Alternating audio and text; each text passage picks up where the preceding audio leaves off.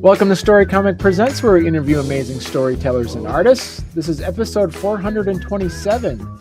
I'm your host, Barney Smith of StoryComic.com, and we're honored to have with us the economist, international business strategist, and celebrated author of We Said Farewell, Amanda Quintero Agerrevere.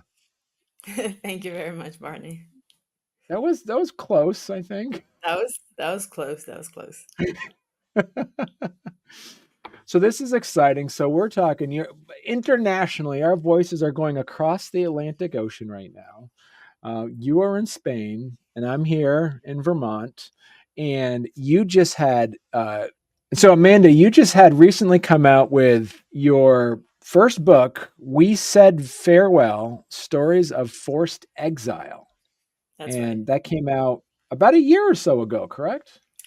So the Spanish version came out in November 2023, and the Okay. English version a year later, so November 2024. Can you share what inspired you to write We Said Farewell? Absolutely. So I would say the way I'm characterizing this book is a bit of an autofiction mixed with testimonials. So the Mm, book is not one long story, but actually it's five short stories that recap five different characters that are not interconnected. And through their stories, which are tied together by the universe where they lived, which is Caracas in the early 2000s, or mm, Venezuela, because there's one of them that's not in Caracas, but Venezuela in the 2000s, you can see what happened in that country in a span of 15 years that transformed the country from being one of the most iconic democracies in South America into borderline a failed state that literally yesterday the Trump administration invoked a 1790 something act to deport the first ever terrorist organization coming out of Venezuela called the Tren de Aragua, and that happened in less than 20 years. So it's really something, because I grew up in a normal country, let's say, like a normal place. It was not a developed country, but still, like it was just a normal place. There were inequalities, but everything was kind of like the way you would expect in most places in the world. And then someone got elected in 1999, back when I was in primary school still, and it transformed the life of a country. And in the past 15 years, a quarter of the country has left, and I left in that bulk of people. So what moved me to write this book was kind of like my own process. I moved from Venezuela to France, and I was doing a master's in international relations. So it was something that came up very often because the kind of people I was hanging out, they sort of followed the situation through the news. And I kind of wanted to capture and document my point of view and the experience of people that I knew that represented five iconic moments in the unfolding of that story. So you mentioned those five iconic moments, and you tell these stories based off of an actual account, but through a fictional story of an actual events that were happening, Correct, correct? yes. Yeah. So what was the deciding factor to, instead of making it a biography, to telling actual stories, what was the process of actually creating um, fictional, like a story behind a real event that happened, instead of making, like, telling people's real stories behind that? Well, I think there's two parts to it. My very first experience into writing. So I studied economics. My background is in economics and finance, but I got into writing originally through blogging, and it was very much centered on interviews. So like my relationship with writing has always been very journalistic and based Mm, on interviews. That's one thing. The other part is that before authoring this book, I worked with someone else who was at that time a presidential candidate, as a research assistant and ghostwriter for a book that was nonfiction. And it was mostly a historic recount of the 20th century in Venezuela. And I sort of got the feeling that nonfiction about niche places is something that not a lot of people read, and not a lot of people can relate to. So, having the background in a journalistic way of writing, plus the experience of writing nonfiction, and kind of like encountering this barrier that a lot of nonfiction writers come across, which is not so many people read nonfiction, I decided that my desire with this book was to make it accessible to as many people as possible, because it's a story that I find it's not well covered in many ways. And so I wanted to make it relatable, and therefore it's not only testimonies, but the characters, they speak in first person. So you are very close to the character, you have access to their thought process and through their feelings, and they're holding your hand through it very closely. And it's something that people have told me, and that's the way I wanted it to be experienced. I wanted it to be something that someone who had no idea about this topic could access. And I thought it was easier to be done as a fiction device than a nonfiction device. Mm. Could you just kind of describe the process of transforming these real experiences into compelling stories for the readers? For sure. So because I had worked in that book before, I had about 4 or 5 years of research already done about the context. I had already done the research. So what I did is I decided what kind of stories I wanted to say, I wanted to tell, and that was I chose at first 7 stories, and I ended up cutting 2 because they were not as, I don't know. What After I wrote them, I realized they were not as iconic. So I took the pieces that I thought were important and put them inside of the other ones. But let's say I chose 5 people and I approached them and told them, look, I want to make this book. This book is not really a biographical thing about you. I would just like to anchor my character in your personal story. They all said yes. And so after that, we conducted a very long, in depth interview process. I spent almost 8 months on each story, Oh, because it was quite slow. The stories are, most of them are very difficult things that these people live through. So it was difficult for them to talk about them. So I kind of like first put together a questionnaire, a personalized questionnaire for each of them. Because also I knew these people from before, so I knew like what part of their story I wanted to tell, and also I needed background information to make it plausible. But I told them that I needed to make it not about them, first for safety reasons, first, like the idea of not everything being exactly recognizable was important to keep everyone safe in the story, but also because I wanted to weave other information in or other examples in. So I would say about 80% of each story is true, whether it happened to the main character or someone else that I knew, or something that I read up online, and I thought it was important to be reflected through that kind of lens. So about 80% of each story is fact, and the other mm, part is mostly for making it easy to read. Like to have an arc that you can follow, and characters that can feed the plot. But for the most part, it's true story. okay. Now, so as you mentioned, there's 5 stories. It's Ruben, Alberto, Yakari, Hugo, and Alejandra, correct? That's right. Now, so question about these: Did as you're putting this together, because as you say, you have a writing background, more like from journaling and stuff. Did you, as you're writing this as a fiction piece, did the characters start going off in a direction that you weren't expecting at any point? I think yeah. I think any author that writes fiction will tell you at some point the story takes its own life.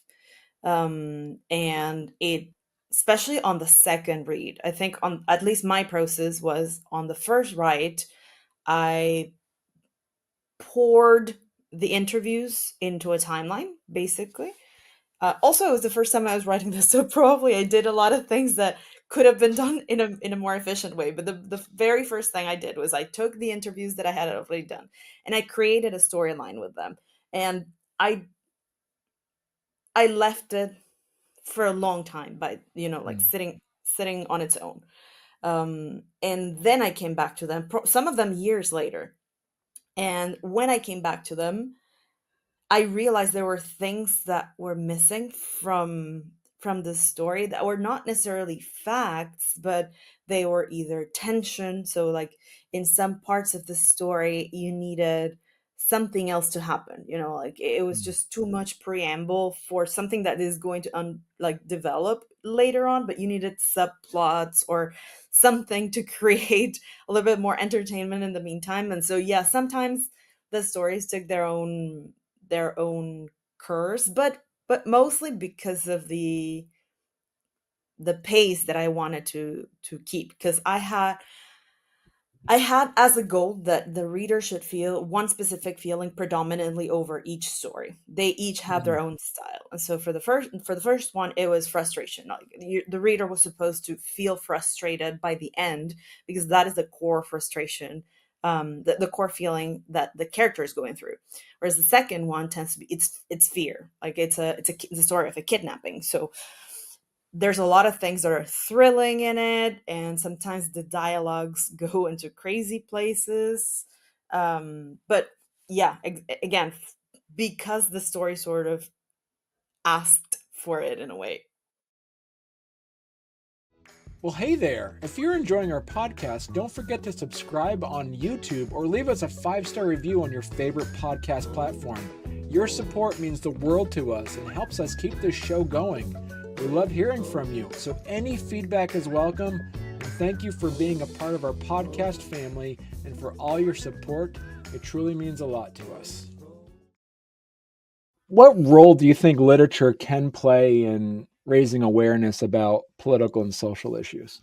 Oh, I think it's massive. I think my experience first as someone who lived through a process that it's quite a once in a lifetime thing. I don't think everyone gets to live through a political process as deep as the one we lived through in Venezuela.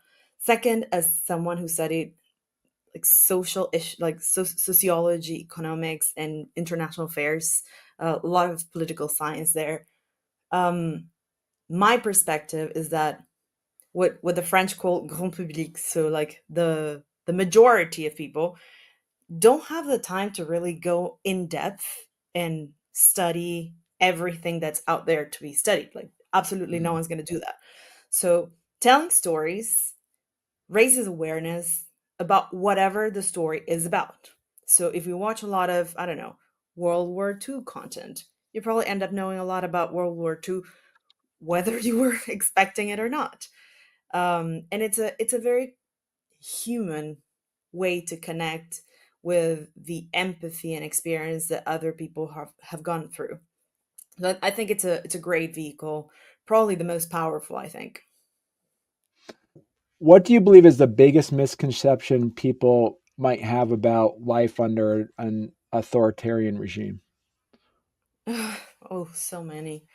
I think in the same, and this is something that I have discussed with friends that come from similar-ish, meaning other either authoritarian regimes or war-prone places. I think the biggest misconception is that you would expect everything is a tragedy all the time, 100%, and you feel 100% oppressed all the time. But no, that's kind of like what goes on camera. And I'm gonna draw a crazy parallel, but it's like when you hear about people being depressed are not just like laying in bed all day crying. It's a lot more functional, like, well, you kind of like, your life goes on, and you adapt yourself to the situation. In authoritarian regimes, in particular, one of the most um, difficult things to grapple with is the self censorship that starts to happen at the beginning.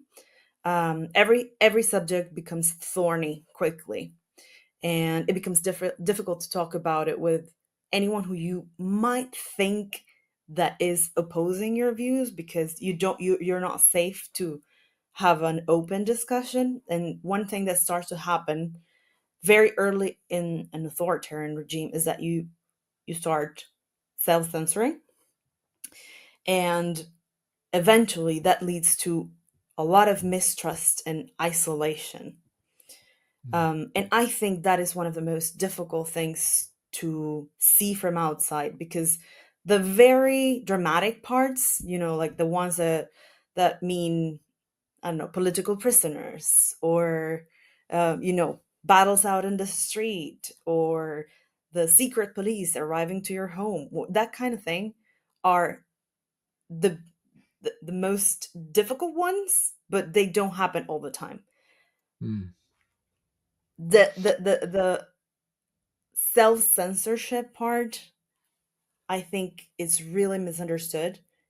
And if you want to think, like, if you want to have a taste about it, try to have an open, like, whatever camp you are in the United States right now, try to have an open conversation with someone who's from the other side of the aisle.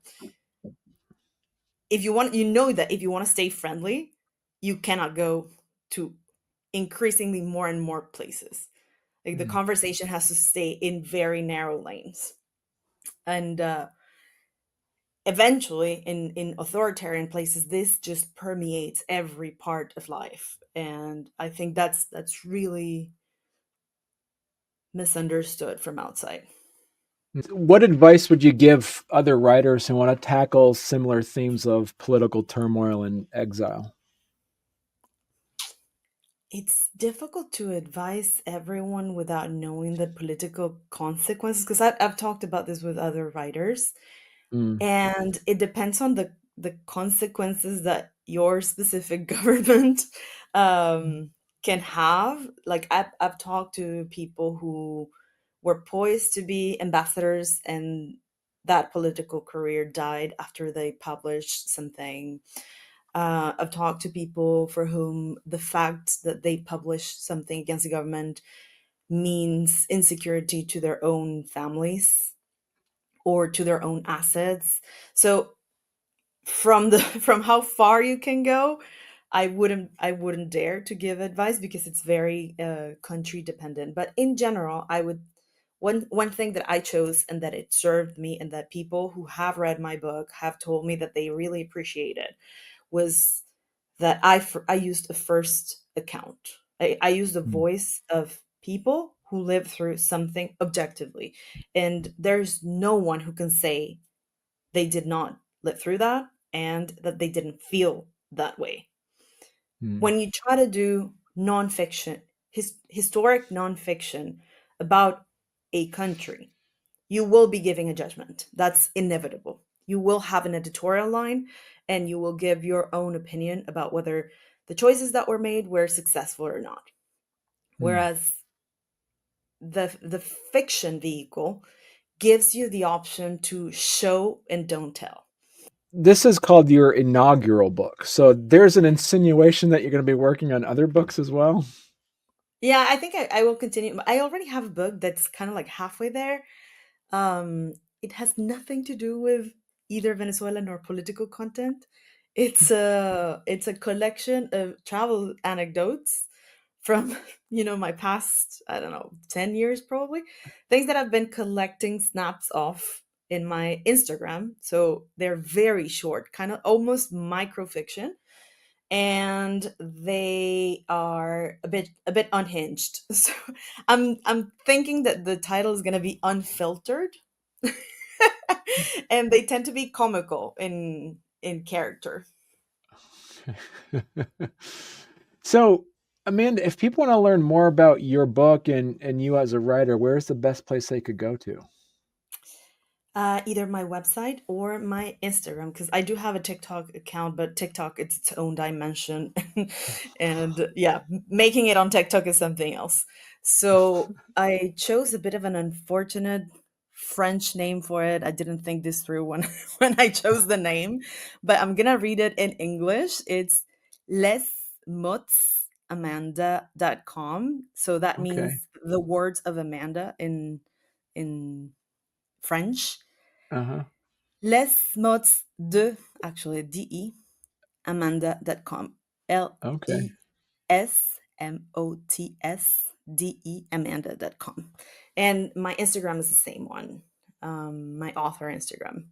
So I'm available there. Like I write back if you text me. The links for the book are there, or some of the links are there because it's a self publication on Amazon, Hmm. and Amazon has different shops around the world.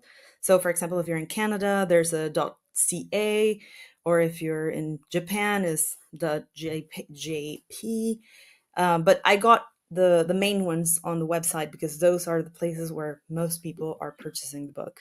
So, Amanda, you'll have to come back on once you have your second book coming out then. I'll be sure to reach out. Yeah. All right. It was a pleasure talking to you. Thank you very much, Marty, for having me, and I wish you all the best with this podcast. Thank you very much to everyone who listened.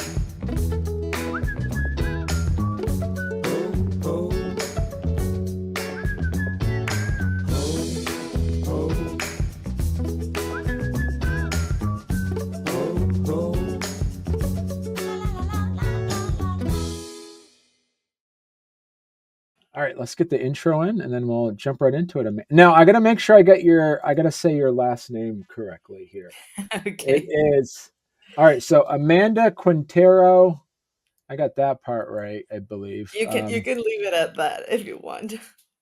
No, I gotta try it though. I mean, Try. yeah, I gotta You want pride to try the myself on Spanish my, version? yeah. Okay, yeah. How was it? Agerrevere. I get a very, oh yeah, whoa. I can't roll my That's tongues. too many arts. Yeah. But I think you can go for Agerrevere. Agerrevere? No. Yeah, Let me do that again. I'm gonna spell it out phonetically. phonetically, yeah. It's the thing with Agar. non-phonetic languages is very complicated. I know. How did you say it again, Amanda? Agerrevere. Agerrevere. Mm, Ager. Uh, Agerrevere. No, it yeah, wasn't N. Agerrevere. yeah. Okay. Agerrevere. Hey, okay. Amanda Quintero Agerrevere. No. Yeah, Agerrevere, right? Yep. Or does it end with an E? Agerrevere. No, Agerrevere. In Spanish is an E sound at the end. Okay. Okay. Okay. Amanda Quintero Agerrevere. Avera. I can't. That's gonna be so hard. All right, I got it though. There. I can do It's this. always I it's can do always this. his last name. It's always like, All right, here we go. you should see the French trying to do it. It's a lot of R's.